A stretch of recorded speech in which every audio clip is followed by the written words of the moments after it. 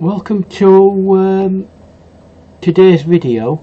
It's for acrylic April 2019 and it's day 29, nearly done. So today's video I want to concentrate on a landscape. As you can see, where are we? There, somewhere it's there. And what this has is atmospheric perspective. I'll explain in a while what that is, but that's our painting today and I hope you enjoy it. It's part real time, part time lapse, so enjoy the video. So what is atmospheric perspective? This image, the one that I'm painting today, is a good example of it. Notice the sky is very grey and dull. Now that's the atmosphere, and what it's doing is it's having an effect on the colour of the farthest away mountain that you can see there. As you get progressively closer, it has less of an effect on the mountain and you start to see more detail and slightly more colour. Again, you get this other set of mountains here which are in the shade because the light is coming in from the left hand side, so not hitting the right side. Yeah, so this is in the dark, but this bit here has bits of light hitting it and you can see little bits of foliage and things like that. But that's the point. You go from a very light area in the distance with very little detail to an area that's a lot more saturated in colour and tonal values. Even in the middle distance here, because there is really no foreground, there's a difference between the light on these buildings because of the atmospheric perspective and the light on these buildings. It's much sharper in this area here, so that's another thing that will help you to create three-dimensional space. So that is atmospheric perspective, and that's what we're going to paint today. So we're going to concentrate mainly on this mountain area, which I'll do a walkthrough, and I'll finish it off with a bit of a speed painting round the rest of this village or small town. Today we're working on bockingford watercolour paper. It's 300 grams or £140, and I'm wetting it thoroughly at the top part where the sky is and just into the first part of the mountain. I then want to get my paints out, and I'm doing a limited palette painting today, so I'm not going to be using lots of different colours, and I'll make all my colour mixes on this little palette that I've got. It's actually an ice cream, top of an ice cream lid. So I've put out some black and some white, a bit of ultramarine blue and some yellow ochre for the time being. I'm going to now use the black in a very wet kind of a way. It's very watered down, and I'm going to steadily add it to that watered down area, as you can see now, and I'm going into the first layer of the mountains. So what you need to do is the sky needs to be the lightest part for this kind of technique for aerial perspective. So always make sure that that is the lightest colour that you place on the paper.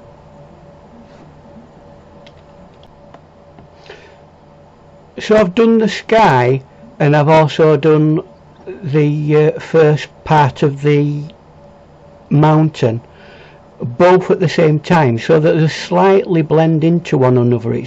It's not quite visible that there's a difference, and that's how it would happen naturally. There's a natural blend, and we'll keep working at this and making the first layer of mountain ever so slightly, subtly darker. So you have to keep mixing up your colours, and I'm going to now go into the second layer of mountain, and that will be in a dry area of the paper. I've not wet that, so there's a difference in what you're seeing. It does give it that real feel of distance. And again, we're going into the third layer, and we're starting to have bits of movement and shape and form. And at this stage as well, I want to start adding some subtle coloration into it. So I've added a bit of blue and yellow together, and it comes out obviously a little bit green. So we'll keep working at this, and this will take several layers to build up, but eventually you will get a real feeling that things are blending off into the background. And that's the good thing about atmospheric perspective. If you build it upright, it really does look as though you're seeing things in three-dimensional space. I'm taking a little bit of the darkness out of that, because I think that was ever so slightly too dark, but while it's still wet you can do that. Now I'm mixing up a stronger green colour now, because we are getting into the part of the painting where you start to see more colour than you do greyness. And because the light's coming in from the left hand side and hitting the right hand side mountain, that side of the mountain is going to be a lot brighter and lighter than the other side. So we want to put texture in, and we also want to put a bit of colour in as well. So we continue making a mix of green, and that's for the left hand side, although this green is a much darker green, because obviously it's not got the light hitting it as strongly as what the other side is. And this we have to be careful that we don't paint into the town, but still put detail in. And I'm using a fairly large brush here for the size of the painting. You might see that white area just above my hand. Well, that's a set of buildings, so we're also going to leave that and paint them in slightly later. And we're getting texture, pulling bits of texture out, putting bits of colour in, until we get something that's pleasing to us. And I'm trying to get the crinkliness of the mountain in. Obviously you won't do that in the first layer. You may need to do this in several layers, and just to help with that layering, I'm putting a piece of rag on the paper while it's still wet, and that helps with the texture. So I'm going in with a slightly darker area now, and hopefully that's another thing you can do, scratch while it's wet. And this building up of layers bit by bit will eventually give a real sense of it being hilly and craggy and all cracked. as I start putting darker tones in to indicate the fact that that's in shade. So just to reiterate, we've just gone from the sky that were very soft focused and very light, and you can't see very much detail, and we've come forward into the mountain and more forward, and as we've done so we've got darker and more detailed as we get closer to where we are. Just going back in on the mountain now that that's dry at the far distance, because I wanted to put a little bit more into that and make it show through a little bit, and you can do that, and bits of detailing, you know, you may need to make adjustments throughout the painting until you get that absolutely perfectly right. But again, I'm getting another layer of darkness in there, just with the black paint really. But obviously I'm not painting with very thick paint here. I'm talking about very watered down translucent paint. The reason why I can do that is because I'm painting on watercolour paper. Now if you're painting on a canvas, you may not be able to do that because of various issues with regards to the paint not adhering. Now the acrylic paint will adhere to this watercolour paper because it locks it in.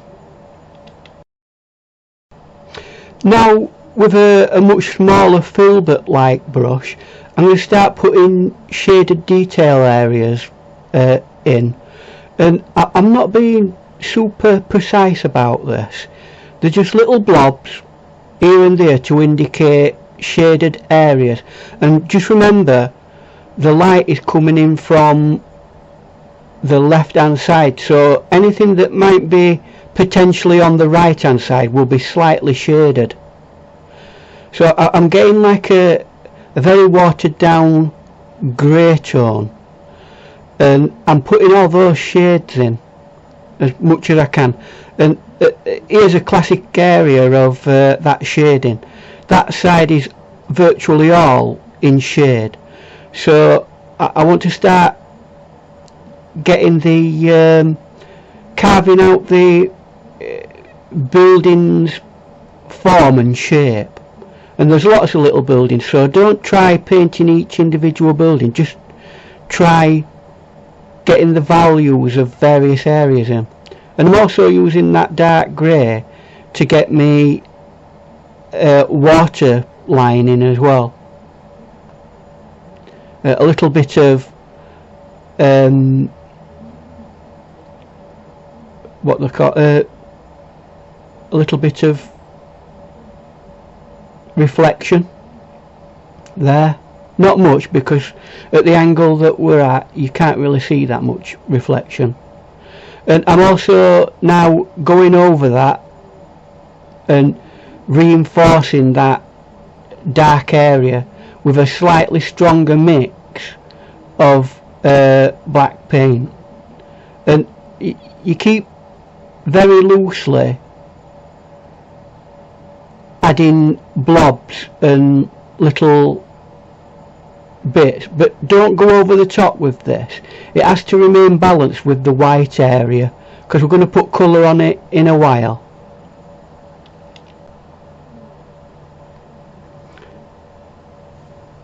So we're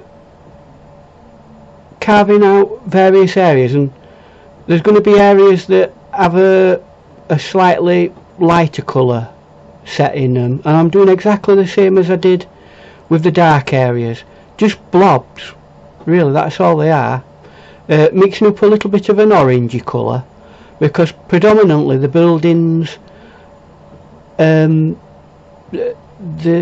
tending to be like an orangey red colour. So again, it's an addition of very minimal amounts of transparent colour that glaze over one another, and mostly that orangey red is the pan tiles of the roofs. So I'm not putting it absolutely everywhere, but they are quite prominent. And again, now the dark areas have dried, I'm going over again with some slightly darker areas in the shaded parts of the buildings. And as you can see, it's starting to build up into something that looks a little bit like a series of buildings. So this is really the main thing that you do. I'm putting like a slightly pinky colour in there as well, just to add a little bit of variety, and making sure that you absolutely keep some of the white areas, as they will act as highlights in your painting. As we come down to the coastline, we've got some more emphasis of reflection. Don't overdo that reflection, because at this angle, strangely, you can't see an awful lot, and the water is distorting any particular reflection anyway. I'm going back in with darks. They may be windows or very prominent parts of things. Again, it's a matter of not overdoing the detailing. Again, I'm coming back to this area that will be quite dark, and I'll keep coming back to that and emphasising the dark area of that, because that helps show that the other side of it is quite light and well lit. Now at this stage in the painting, it's really just reinforcing what we've already got in place as a structure, getting the tonal values and certain key points in, so that it continues to be a nice loose painting, but still has a sense of dimension and spacing. I'm emphasising some little outline areas and bits of windows in the more foreground areas, or areas that are reasonably prominent. And as I mentioned earlier, what I've got on the palette is black, white, I've got a little bit of red on there now, and we used yellow ochre and ultramarine blue as colours throughout the painting. So we've kept it fairly simple. I would say that's a primary palette plus black and white. So again, we're coming towards pretty much the latter stages. You really don't need to be fiddling too much, or you can really spoil it at this stage. It's just the key details, and maybe strengthening some of the strong tonal values that are dark, so that we can get that sense of three-dimensional space. And really, the last few strokes of paint going on now, and mixing up a strong but wet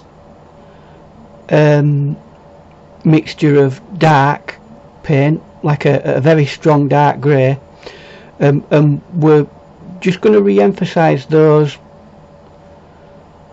dark tonal areas to make sure that it's balanced with the light, strong light areas that will, in the final painting, give it its real sense of three-dimensional space.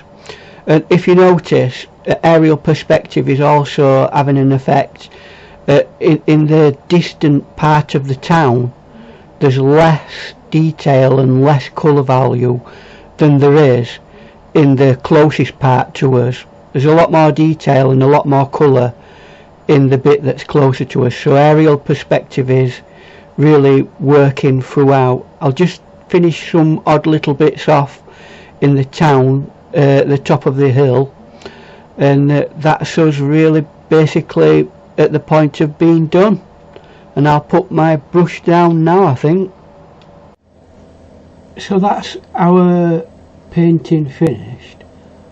Hopefully we've been able to look at the atmospheric perspective and understood how we've been able to produce this painting.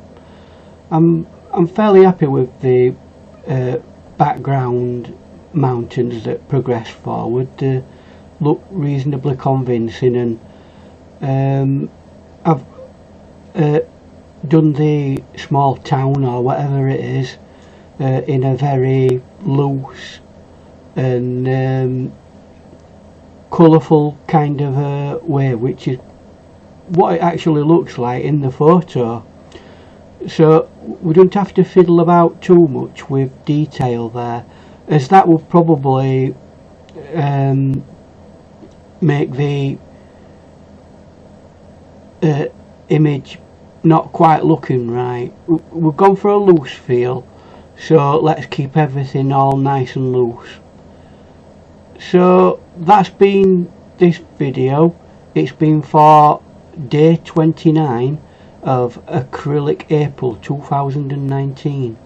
So thank you for supporting me, and please leave a like or a comment, or if you've got a question, put a question in the comment section, and please subscribe if you're not already subscribed. So thank you for your time, and we'll see you again on another painting. Bye.